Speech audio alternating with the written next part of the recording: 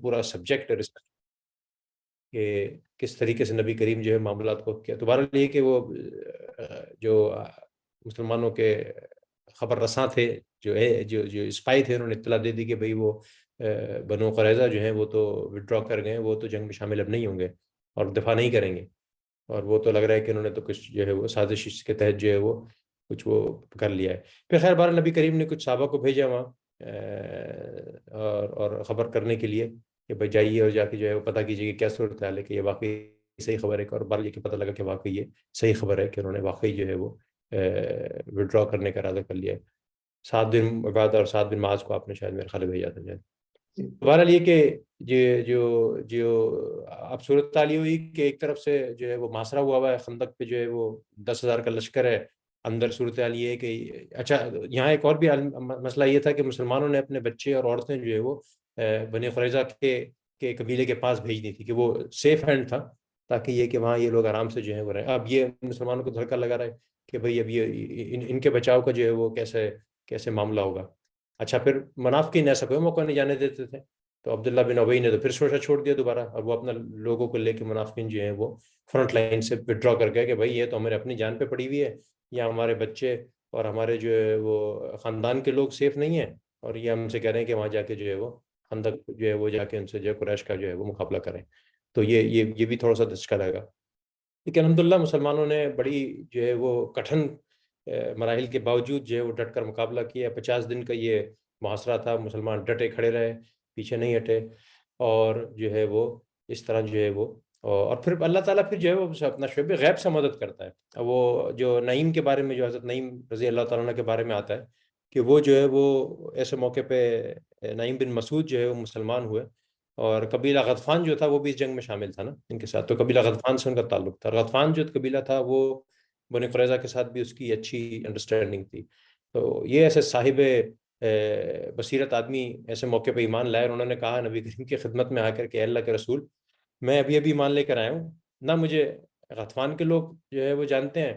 کہ میں مسلمان ہوا ہوں، نہ مجھے بنی قریظہ کے یہود جانتے ہیں کہ میں مسلمان ہوں. اگر آپ چاہیں تو میں آپ کی مدد کر سکتا ہوں. تو نبی کریم نے جو ہے ان سے پوچھا، تو پھر انہوں نے بڑی زبردست اسٹریٹجی بتائی کہ میں کوشش کرتا ہوں کہ میں ان کے درمیان پھوٹ ڈال دوں. اچھا یہاں یہ بھی واضح ہو جائے کہ یہ نبی کریم کی حدیث بھی ہے کہ جنگ کے موقع پہ جو ہے وہ جنگ ایسا موقع ہے کہ اس پہ جو ہے وہ اسٹریٹجی کے طور پر آدمی دھوکہ بھی دے سکتا ہے، اور یہ جائز ہے کہ جب آدمی کی جان پہ پڑی ہوئی ہو تو پھر تو یہ کام کیا جا سکتا ہے. اس کے علاوہ جو ہے وہ دھوکہ دہی جو ہے وہ سختی سے جو ہے وہ اسلام اس کی مخالفت کرتا ہے. لیکن ایسے موقع پہ اگر جو ہے وہ اسٹریٹجیکلی کوئی ایسی جو ہے وہ اسٹیپ لینا ہو تو اس کی اجازت ہے. تب انہوں نے کیا کیا کہ وہ پہلے قریظہ کے پاس گئے، یہودیوں کے پاس، اور ان سے کہا کہ بھائی دیکھو یہ قریشی اور یہ غطفان کے لوگ جو ہیں یہ جنگ ونگ نہیں لڑیں گے، یہ بھاگ جائیں گے، اور پیچھے تو تم ہی بچو گے یہاں، اور تم تو مدینے کے اندر رہتے ہو، تمہارا کیا بنے گا، آخر میں تو تم ہی فیس کرنا ہے مسلمانوں کو. اور میرا مشورہ یہ ہے کہ تم ایسا کرو، ان سے کہو کہ بھائی ایسا کرو کہ اگر واقعی تم لڑنے کے لیے یکسو ہو تو ایسا کرو کہ کچھ اپنے لوگ جو ہیں وہ ہمیں جو ہے وہ یرغمال اور گروی کے طور پہ دے دو، تو پھر ہمیں یقین آ جائے گا کہ واقعی تم لڑنے کے لیے تیار ہو. مشرکین سے اور غطفان سے کہو. انہوں نے کہا کہ ہاں یار بات تو تم صحیح کہہ رہے ہو. اچھا دوسری طرف انہوں نے کیا کیا، یہ گئے قریش کے پاس اور غطفان کے پاس، ان سے کہا کہ بھائی دیکھو وہ یہودی جو ہیں وہ نہیں لڑیں گے، وہ ان کا ہمیشہ سے مزاج ایسے رہا ہے، وہ تو عین موقع پہ بھاگ جائیں گے، اور میرا مشورہ یہ ہے کہ جو ہے وہ جو ہے وہ تم جو ہے وہ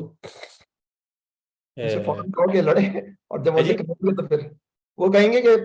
ان سے بولو کہ لڑا، اب ہم حملہ کرتے ہیں مل کرنا، اور جی جی جب جی وہ حملہ کرنے کا وقت آئے گا تو یہودی بول دیں گے کہ بندے چاہیے ہمیں، تو اس طرح ہاں دونوں ہاں ہاں نے بالکل بالکل بالکل بالکل بالکل. تو ان سے کہا کہ جو ہے وہ ان سے کہو کہ ہم تو لڑنے کے لیے تیار ہیں، میدان میں آ جاؤ. تو وہ پہنچے اسی کام کے لیے. تو جو ہے وہ جب وہ پہنچے ان کے پاس یہودیوں کے پاس، تو انہوں نے تو وہی تقاضا کر دیا جو انہوں نے رائے دی تھی کہ بھئی ایسا کرو کہ تم جو ہے اپنے لوگ جو ہے وہ یرغمال رکھو. تو وہ کھٹک گئے کہ یہ یرغمال، اچھا ان کو یہ کہا کہ وہ اگر تم سے لوگ مانگیں گے تو تم سے لوگ مت دینا، کیونکہ یہ نہ ہو کہ تمہارے لوگوں کو جو ہے وہ لے کر جو ہے وہ نبی کریم جو ہے وہ اسٹریٹجی چینج کر لیں اپنی. تو بہرحال یہ کہ حوالے کر دیں گے، نبی کریم صلی اللہ علیہ وسلم کے حوالے کر دیں گے، بولیں گے ہم تو آپ کے ساتھی ہیں. بالکل بالکل ہم تو آپ کے ساتھ ہی ہیں، اور یہ دیکھیں یہ تو ہم نے لوگ پکڑ کے آپ کو پکڑا دیے ہیں. تو وہ جب پہنچے جو ہے وہ یہودیوں کے پاس، اور وہ ویسا ہی ہوا کہ وہ یہودی جو ہے وہ جو ہے انہوں نے تقاضا کیا کہ اپنے لوگ دے دیں، انہوں نے لوگ دینے سے انکار کر دیا، آپس میں دونوں کی پھوٹ پڑ گئی. تو کم از کم یہ ہوا کہ یہ ایک اہم ٹرننگ پوائنٹ تھا کہ ان کے درمیان آپس میں جو ہے وہ پھوٹ پڑ گئی. تو اور پھر جس طرح میں نے کہا کہ اللہ تعالیٰ کی مدد آئی، پھر بہت شدید طوفان آیا 50ویں دن، اچانک ایک رات اتنا شدید طوفان آیا کہ وہ جو ہے وہ محاصرہ مزید جو ہے برداشت نہ کر پائے. کیونکہ بہرحال یہ کہ 10,000 کا لشکر لے کر آنا مدینے کے باہر، اور نہ کھانا پینا، نہ سارے جو ان کے جو ریسورسز تھے وہ ڈرائی ڈاؤن ہو گئے، ڈرائی اپ ہو گئے، اور ایونچولی جو ہے وہ بھاگ کھڑے ہوئے وہ لوگ پھر 50ویں روز جو ہے. تو الحمدللہ جناب اس مارکے میں تو کامیابی ہوئی کہ بغیر اٹیک کیے جو ہے بہرحال قریش اور غطفان کو جو ہے وہ اپنی منہ کی کھانی پڑی، اور وہ جو ہے وہ بغیر کسی لڑائی کے جو ہے وہ وہاں سے وہ جو لوٹ گئے. تو الحمدللہ مسلمانوں کو یہ فتح ہوئی، اور نبی کریم اور مسلمان کا لشکر جب واپس مدینے پہ آیا تو اللہ پھر جو ہے وہ جبریل علیہ السلام کی صورت میں نبی کریم پر وحی آئی کہ بھائی اب تم نے جو ہے وہ واپس جو ہے وہ اپنے گھروں پہ نہیں جانا کہ جب تک کہ اس بنی قریظہ کا مسئلہ بھی حل نہ ہو جائے کہ جنہوں نے جو ہے وہ غداری کی ہے. تو یہ ٹریجان تھا نا، یہ بالکل اوپن غداری تھی نا یہ. اور غداری جو ہے وہ بہرحال جو ہے وہ تو کسی بھی ملک میں کسی بھی جو ہے وہ جگہ جو ہے وہ قبول نہیں ہے. تو پھر بہرحال یہ کہ مسلمانوں کا لشکر ان کے پاس پہنچا، اور پھر جو ہے وہ فیصلہ کیا گیا کہ بھائی اب جو ہے وہ سعد بن معاذ جو ہے انہوں نے خود یہودیوں نے کہا کہ بھائی سعد بن معاذ کو جو ہے وہ آپ جو ہے وہ بنا دیجئے حکم، کہ وہ چونکہ وہیں کے رہنے والے تھے، اور ان کا خیال تھا کہ یہ شاید ہمارا کچھ خیال رکھیں گے، پرانے ہمارے تعلقات ہیں سعد بن معاذ کے ساتھ، تو وہ جو فیصلہ کریں گے وہ ہم مان لیں گے. اور سعد بن معاذ بڑے صاحب قدر صاحب بھی تھے، اور انہوں نے جو ہے بڑا زبردست فیصلہ کیا. انہوں نے کہا کہ یہ مکمل غداری ہے، اور غداری کی سزا جو ہے وہ صرف موت کے علاوہ کچھ نہیں ہے. تو پھر جو ہے بنی قریظہ کا یہ فیصلہ کیا گیا کہ ان کے جتنے بھی مرد ہیں انہیں مار دیا جائے گا، اور ان کی جو عورتیں اور بچے جو ہیں وہ اب جو ہے وہ غلام بنا لیے جائیں گے، اور ان کی ساری املاک جو ہے وہ مسلمانوں کے جو ہے وہ کنٹرول میں آ جائیں گی. اور پھر ایسا ہی ہوا. اور پھر کہتے ہیں کہ جب وہ ان پہ اٹیک کیا گیا اور جب قلعے کے اندر جا کے دیکھا گیا تو پوری تیاری کی ہوئی تھی انہوں نے. 15,000 جو ہیں وہ تلواریں ہیں، اور 300 زرہیں ہیں، اور 2,000 نیزے، اور یہ سارے جو ہے وہ اتنا بڑا اسلحہ جو مسلمانوں کے پاس بھی نہیں تھا وہ سارا جو انہوں نے وہاں جمع کیا ہوا تھا، اور اس جنگ کے لیے، تاکہ وہ جو ہے وہ یہ سارا جو ہے وہ اسلحہ جو ہے وہ مشرکین کو اور غطفان کو دے دیں. تو الحمدللہ اس اسٹریٹجی کی صورت میں جو ہے وہ مسلمان جو ہے وہ کامیاب ہوئے، اور اس طرح سے جو ہے وہ یہودیوں کا جو ہے مکمل طور پر جو ہے مدینہ سے خاتمہ ہو گیا. اور یہ غزوہ جو ہے وہ اس طرح سے غزوے کے جو ہے مسلمانوں میں جو ہے وہ فتح کی صورت میں مسلمانوں کا جو ہے وہ ملی. تو یہ کچھ مختصر سا تھا. کچھ اور اس میں ایڈ کریں گے شعیب بھائی؟ کوئی چیز میں کچھ بتانا بھول گیا ہوں اس حوالے سے، اس غزوے کے حوالے سے؟ نہیں تقریباً آپ نے ساری چیزیں بتا دی ہیں. بس ایک چیز یعنی کہ جو ہمارے شرکائے بیٹھے ہوئے ہیں جی وہ ایک جی بات نوٹ کریں گے کہ جب بھی کسی جنگ کا تذکرہ آئے گا نا تو جی آئے جی گا رمضان کے اندر، شوال کے اندر، ذوالقعدہ کے اندر. اب یہ جو آپ دیکھیں یہ غزوہ بھی شوال میں ہوا ہے، غزوۃ جی جی الاحزاب، غزوہ الاحزاب. اور تقریباً 50 دن کے بعد جو ہے وہ اگلے مہینے کے اندر جو ہے وہ ذوالقعدہ کے اندر جو ہے وہ غزوہ بنو قریظہ ہوا ہے. یہ آپ اکثر سوچتے ہوں گے آخری رمضان کے اندر کیا ہو جاتا تھا کفار کو، مشرکین کو، کہ جو ہے وہ اٹیک کرتے تھے، اور یا پھر جو ہے وہ شوال کے اندر یا ذوالقعدہ. اصل میں جو ہے نا وہ پہلے زمانے کے اندر جو ہے نا انہوں نے ایک رسم کی تھی نسی کی نا، اور نسی جی کی رسم کے نتیجے کے اندر یا پھر جس کو مہینوں کو جوڑنے کی، اس کے اندر یہ ہوتا تھا کہ محرم جو ہے نا ہمیشہ بہار میں آتا تھا، اور خطبہ حج جو آتا تھا نا وہ بہار سے پہلے جو اچھا اور بہتر موسم میں آتا تھا اس وقت ہوتا تھا. تو یہ جو موسم تھا جو رمضان کا تھا یا یہ شوال کا، یہ وہ موسم ہوتے ہیں جب سردی شروع یا سردی کا درمیان ہوتا ہے. تو یہ وہ آئیڈیل موسم تھے جو سردی کے یہ جنگوں کے موسم تھے. آپ کبھی محسوس نہیں کریں گے کہ جو ہے وہ ربیع الاول کے اندر جنگ ہو رہی ہے، ربیع ثانی. آپ ہمیشہ دیکھیں گے رمضان کے اندر جنگ ہو رہی ہے، شوال کے اندر جنگ ہو رہی ہے. اور بندہ پوچھتا ہے کہ آخر رمضان اور شوال میں وہ کیا بات ہے کہ ہمیشہ آ کر رمضان اور شوال میں جنگ شروع کر دیتے ہیں. تو اس زمانے کے اندر جیسے اب ہمارے رمضان آج کل سردی میں آیا ہے، لیکن کبھی رمضان گرمی میں بھی آئے گا. اس زمانے میں سسٹم ایسا بنایا تھا کہ رمضان ہمیشہ جو ہے وہ اچھے موسم میں آتا تھا، یا پھر جو سمجھیں کہ سردی کے ابتدائی حصے کے اندر یا سردی کے درمیانی حصے کے اندر. تو یہ وہ سسٹم تھا جس کی بنیاد پر ہم دیکھتے ہیں کہ لڑائیاں اکثر جو ہے مسلمانوں کی، یہاں تک کہ جب حجۃ الوداع ہوا تو رسول اللہ صلی اللہ علیہ وسلم نے کہا ختم، یہ نسی کی رسم ختم. اب جو ہے وہ کوئی 10 دن ایڈ نہیں ہوں گے ہر سال کہ جس طرح شمسی اور جو ہے وہ قمری کو ملایا جائے، یا 3 مہینے کے بعد 1 مہینہ جو ہے وہ ایڈ ہوگا. بس یہ ہمارے شرکا کو معلوم ہونا چاہیے کہ آخر یہ رمضان میں جنگ کا راز کیا ہے. آخر 17 رمضان کو جنگ ہو رہی ہے غزوہ بدر، 20 رمضان کو فتح مکہ ہو رہی ہے، غزوہ احد بھی شوال میں، غزوہ یہ عذاب بھی جو ہے شوال کے اندر، یہ آخر ہوتا کیا ہے اس سلسلے؟ تو یہ وجوہات ہیں جس کو مد نظر رکھنا چاہیے۔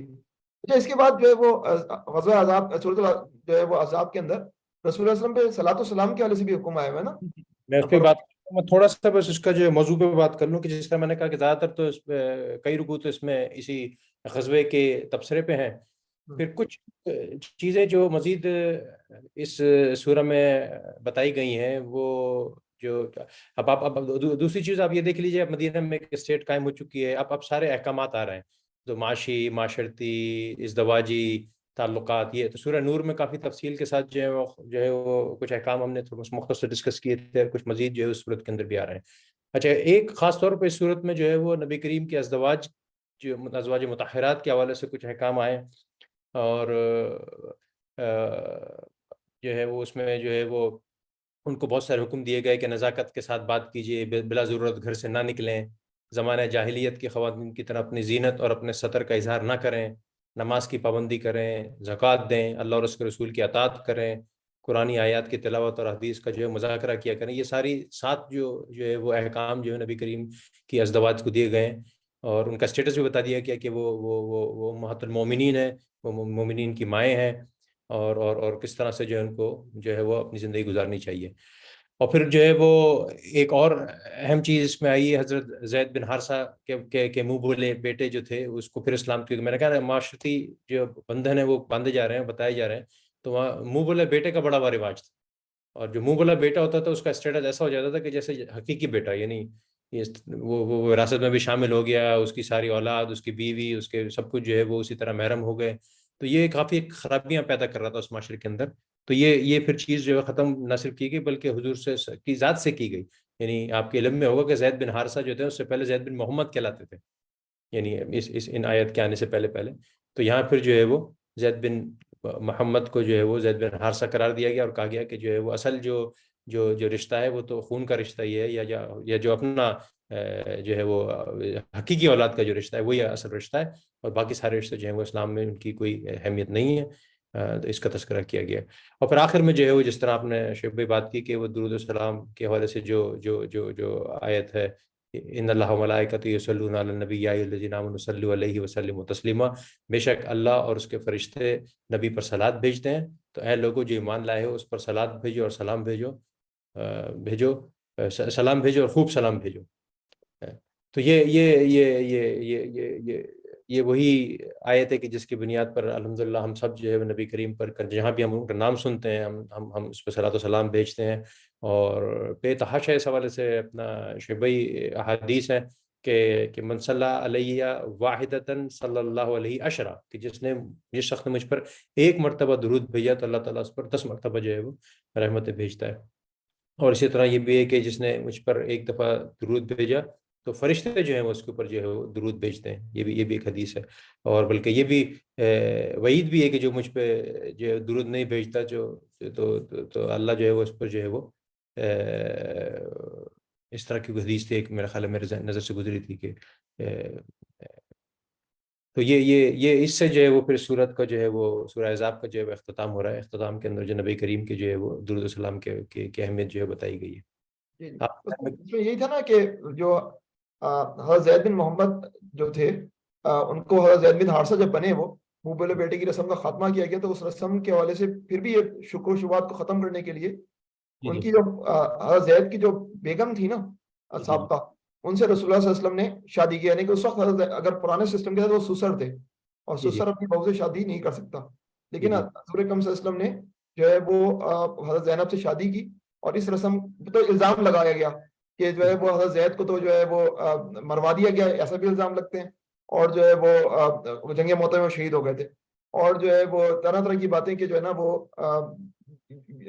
عاشق آ گئے تھے، 10 طرح کی۔ تو اس وقت جو رسول اللہ صلی اللہ علیہ وسلم کے خلاف شدید پروپیگنڈا ہو رہا تھا، تو اس تناظر میں بات کی گئی کہ بھائی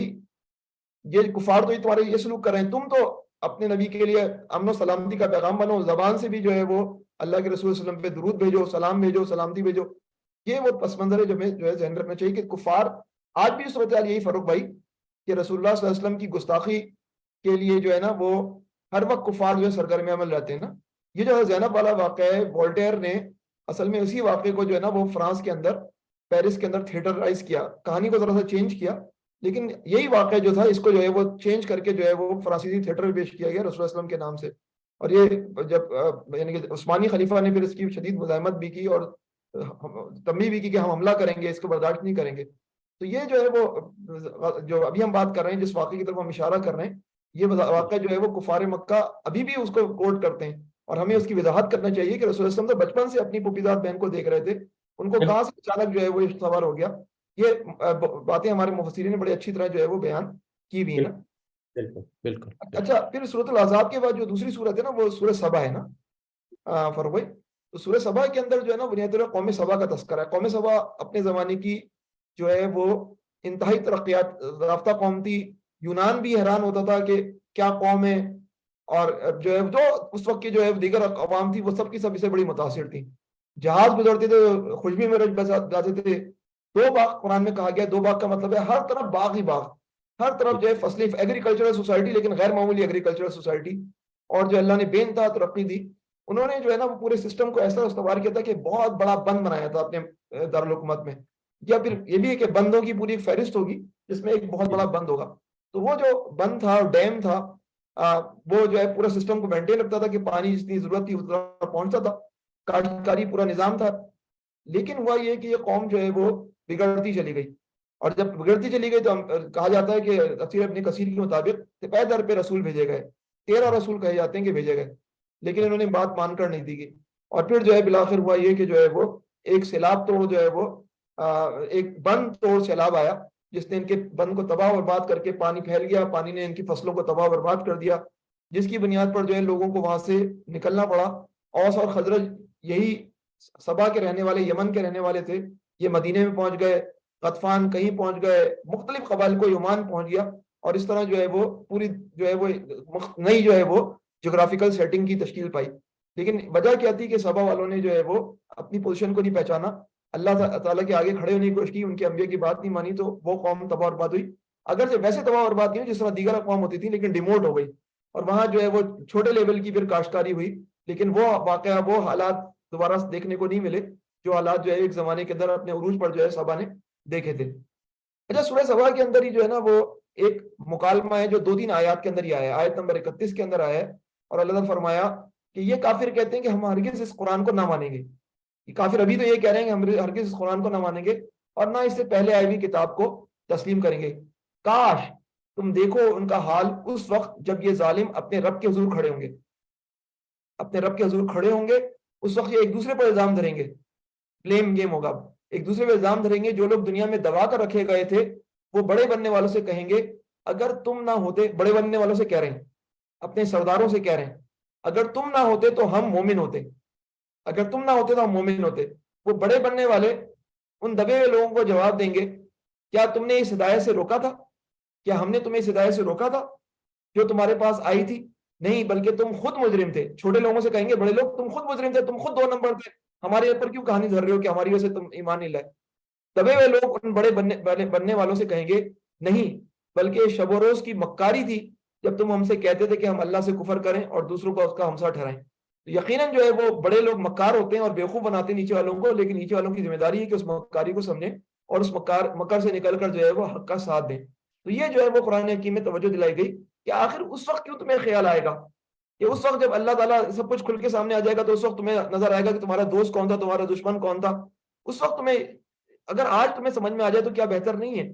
آج جو ہے تم سمجھ لو کہ یہ مکر سے تمہیں جو ہے دین سے جو ہے وہ دور کیا جا رہا ہے, تو تم جو ہے تم چھوٹے ہو, تمہیں جو ہے وہ آج ٹی وی کے ذریعے بیوقوف بنایا جا رہا ہے, تمہیں جو ہے سوشل میڈیا کے ذریعے بیوقوف بنایا جا رہا ہے, اور تم جو ہے وہ بیوقوف بنتے جا رہے ہو اور کہہ رہے ہو کہ ہمیں تو بڑے بڑے لوگ, بڑے بڑے جو ہے وہ اینالسٹ بتاتے ہیں کہ یہ حقیقت ہے, یہ افسانے. تمہاری اپنی آنکھیں نہیں ہیں, تمہیں نظر نہیں آ رہا کہ دین کی خدمت کرنے والے لوگ کون ہیں, تمہیں نظر نہیں آ رہا کہ جو ہے وہ حق اور باطل کی جنگیں کہاں کہاں جاری ہیں. تو یہ بات جو ہے بہرحال موجود ہے. اچھا, سورہ فاطر اس کے بعد ہے نا. سورہ فاطر جو ہے چھوٹی سی سورت ہے, لیکن اس کے اندر جو ہے وہ ہم ایک نقطہ زیر بحث لائیں گے, اور وہ یہ ہے کہ کفار کی جھوٹی قسمیں. بنیادی طور پر جو ہے وہ سورہ فاطر سے پہلے, یعنی کہ وہ مکی دور جو آپ ذہن میں رکھیں, مکے کے لوگ تاجر تھے, چنانچہ وہ مختلف جگہ جاتے تھے, مختلف مذاہب سے ملتے تھے. یہود سے بھی ان کا پالا تھا پڑتا تھا, اور عیسائیوں سے بھی ان کا پالا پڑتا تھا. تو یہودیوں سے جب گفتگو ہوتی تھی یہودی بولتے تھے کیسے لوگ ہو تم لوگ جو ہے وہ بتوں کی پوجا کرتے ہو. عیسائی بولتے تھے تم لوگ بتوں کی پوجا کرتے ہو. تو کفار اس وقت کہتے تھے کہ دیکھو تمہارے درمیان تو رسول آیا, ہمارے پاس تو کوئی رسول نہیں آیا. اگر ہمارے پاس کوئی رسول آتا نا تو ہم تمہیں بتاتے ہمارا کریکٹر, تمہارا کریکٹر تو ہمیں پتا ہے کہ تم نے اپنے انبیاء کو قتل کیا, تم نے انبیاء کو جو ہے وہ کیا سلوک کیا, تبھی تم عیسائی یہودی ایک دوسرے کو جو ہے وہ بلیم گیم کھیلتے رہتے ہو. لیکن ہمارے پاس آتا نا تو ہم تمہیں بتاتے کہ جو ہے وہ یعنی کہ انصاریت کا لیول کیا ہوتا ہے, نصرت کس طرح کی جاتی ہے. تو یہ جب بات ہوتی تھی تو جو ہے وہ قرآن حکیم نے اس بات کو کوٹ کیا ہے, وَأَقْسَمُوا بِاللَّهِ جَهْدَ أَيْمَانِهِمْ لَئِنْ جَاءَهُمْ نَذِيرٌ لَيَكُونُنَّ إِحْدَى مِنْ إِحْدَى الْأُمَمِ. یعنی کیا کہا جا رہا ہے, احدہ من احد الامم. یہ لوگ کڑی قسمیں کھا کر کہا کرتے تھے کہ اگر کوئی خبردار کرنے والا ان کے ہاں آ گیا ہوتا تو یہ دنیا کی ہر دوسری قوم سے بڑھ کر راست رو ہوتے, دنیا کی ہر قوم سے بڑھ کر راست رو ہوتے, سچے ہوتے. مگر جب خبردار کرنے والا ان کے پاس آ گیا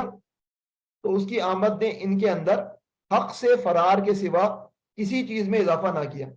یہ جو ہے وہ المیہ ہے کہ آپ پہلے دعویٰ کریں کہ ہم یہ کر دیں گے, لیکن جب وہ چیز آ جائے اس وقت جو ہے وہ چیز اس سے جو ہے روگردانی کریں. اور کہاں سے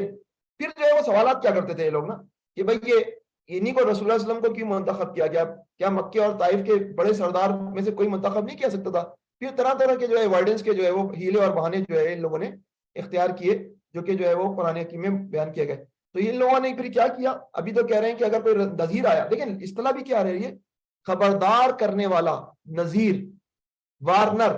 کوئی وارنر آئے گا تو ہم اس کی ہدایت پر سب سے زیادہ تسلیم کریں گے, لیکن جب وارننگ دینے والا آ گیا تو یہ زمین میں اور زیادہ استکبار کرنے لگے, اور زیادہ تکبر کا مظاہرہ کرنے لگے اور بری بری چالیں چلنے لگے. حالانکہ بری چالیں چلنے والے اپنے چال چلنے والے ہی کو لے بیٹھتی ہیں. اب کیا یہ لوگ اس کا انتظار کر رہے ہیں کہ پچھلی قوموں کے ساتھ اللہ کا جو طریقہ رہا ہے وہی ان کے ساتھ بھی بڑھتا جائے؟ تو نذیر یہی تو کہہ رہے تھے کہ سمود کو دیکھ لو, آپ کی قوم کو دیکھ لو, شعیب علیہ السلام کی قوم کو دیکھ لو, لوط علیہ السلام کی قوم کو دیکھ لو, سب کا اشر دیکھو. نذیر تو یہی کر رہا ہوتا ہے. یہ پہلو بھی ہمیں جو ہمارے شرکا ہیں ان کو مد رکھنا چاہیے کہ ساری کی ساری جو ہے نا خوشخبریاں ہی نہیں سنانی ہوتی ہیں, لوگوں کو بتانا ہوتا ہے کہ ان کے انجام بد کا انجام کیا ہوگا, ان کو کیا کیا فیس کرنا, اس کی جو ہے وہ کانسیکوینسی کیا کیا ہو سکتی ہیں. سورہ فاتر کے اندر جب یہ بات کی گئی کہ ان لوگوں نے یہ بات کی تو پھر سورہ یاسین آ گئی, اور سورہ یاسین کے اندر جو ہے وہ اللہ تعالیٰ نے آغاز میں یہ بات کر دی کہ یہ لوگ تو یہ کہہ رہے تھے قسمیں کھا کھا کر کہ اگر ہمارے درمیان کوئی نذیر آیا, ہمارے درمیان کوئی خبردار کرنے والا ہے تو ہم سے تو ہدایت یافتہ ہوں گے. لیکن سورہ یاسین کیسے شروع ہوئی ہے فاروق بھائی؟ یاسین اعوذ باللہ من الشیطان الرجیم بسم اللہ الرحمن الرحیم, یاسین والقرآن الحکیم انک لمن المرسلین علی صراط مستقیم تنزیل العزیز الرحیم لتنذر قوما ما انذر آباؤہم فہم غافلون. کیسی بات کر دی گئی, یاسین قسم ہے قرآن حکیم کی, تم یقیناً رسولوں میں سے ہو, سیدھے راستے پر ہو. یہ قرآن غالب اور رحیم ہستی کا نازل کرتا ہے تاکہ تم خبردار کرو, تاکہ تم ڈراؤ ایسی قوم کو جس کے باپ دادا خبر نہ کیے گئے تھے اور اس وجہ سے وہ غفلت میں پڑے ہوئے. تو ڈرانا تو نبی کریم صلی اللہ علیہ وسلم کی ذمہ داری ہے, لیکن ان کا بیہیویئر ایسا ہوا کہ قرآن کو یہ کہنا پڑا وَسَوَاءٌ عَلَيْهِمْ أَنذَرْتَهُمْ أَمْ لَمْ تُنذِرْهُمْ لَا يُؤْمِنُونَ, کہ اے نبی جو ہے وہ ان کے لیے یکساں ہیں, ان کے لیے یکساں ہیں, تم انہیں خبردار کرو یا نہ کرو, یہ نہ مانیں گے. کس کے لیے کہا اللہ کے رسول, اللہ تعالیٰ نے اے نبی ان کے لیے یکساں ہیں, آپ کے لیے یکساں نہیں ہے, آپ کو تو کام کرنا ہے. ان کے لیے یکساں ہیں کہ آپ انہیں خبردار کریں یا نہ کریں, لیکن آپ کے لیے یکساں نہیں ہے, آپ کو تو خبردار کرنا ہے. آپ کو آپ کو کیا پتا کہ جو ہے وہ کون ہدایت یافتہ ہوگا کون ہدایت یافتہ نہیں ہوگا. خبردار کرو یا نہ کرو یہ نہ مانیں گے. پھر فرمایا تم تو اسی شخص کو خبردار کر سکتے ہو, تم تو اسی شخص کو خبردار کر سکتے ہو جو نصیحت کی پیروی کرے اور بے دیکھے خدا رحمان سے ڈرے, اسے مغفرت اور اجر کریم کی بشارت دے دو. یہ جو ہے حصہ ہے جو کہ اب آپ یہ حصہ دیکھا نا, کس کو آپ نصیحت کر سکتے ہیں, کس کو آپ ڈرا سکتے ہیں, جس کے اندر یہ ایٹریبیوٹس ہوں. کیا کیا ایٹریبیوٹس؟ خدا رحمان سے بن دیکھے ڈرے اور جو ہے وہ نصیحت کی پیروی کرے. اور جب ہم یقین کریں فاروق بھائی, اگلا رکوع دیکھیں گے نا سورہ یاسین کا, تو ہمیں ایک بندہ ملے گا اور وہ بندہ یہی دو کام کرے گا, اور ہم دیکھیں گے وہ کیسے جنت میں گیا نا. تو انشاءاللہ تعالیٰ وہ ہم کل ڈسکس کریں گے اس بندے کی داستان. تو آج ہم یہاں پر رکتے ہیں نا. تو سورہ فاتر میں بھی یہی موضوع ہے اپنا شعیب بھائی, بہت سے مجھے تو بڑی زبردست اس کی آیتیں لگ رہی تھیں نا. وما یستوی الاعمی والبصیر ولا الظلمات ولا النور ولا الظل ولا الحرور ولا يستوي الأحياء ولا الأموات إن الله يسمع من يشاء وما أنت بمسمع من في القبور. اندھا اور آنکھوں والا برابر نہیں ہو سکتے، تاریکی اور روشنی برابر نہیں ہو سکتی، ٹھنڈی چھاؤں اور دھوپ برابر نہیں ہو سکتی. یعنی جو آپ بتا رہے ہیں نا، دو دو دو دو دو کریکٹرز بتائے جا رہے ہیں مستقل، کہ وہ برابر نہیں ہو سکتے، موت اور حیات برابر نہیں ہو سکتی. اور پھر اختتام پھر اسی سے کیا جو آپ نے کیا نا، ان انتا الا نذیر، تم تو بس ایک خبردار کرنے والے ہو. اور پھر کہا کہ انا ارسلناک بالحق بشیرا و نذیرا، اور ہم نے تم کو حق کے ساتھ اور بشارت دینے والا اور ڈرانے والا بنا کر بھیجا. تو پھر ہم یہی اپنا آج کے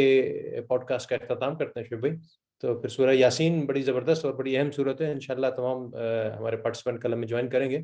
تو سورہ یاسین اور اس کے بعد کی جو صورت ہے سورہ صافات اور سورہ صاد جو ہے انشاءاللہ وہ پھر ہم کل 23ویں چیپٹر کی صورت میں جو ہے انشاءاللہ کور کریں گے. اس وقت تک کے لیے ہمیں اجازت دیجیے. جو کچھ پڑھا سنا اس پہ عمل کی توفیق عطا فرمائے، جو غلطی ہوئی ہے وہ انسانی غلطی ہے، ہمیں اس پر اللہ تعالیٰ معاف فرمائے.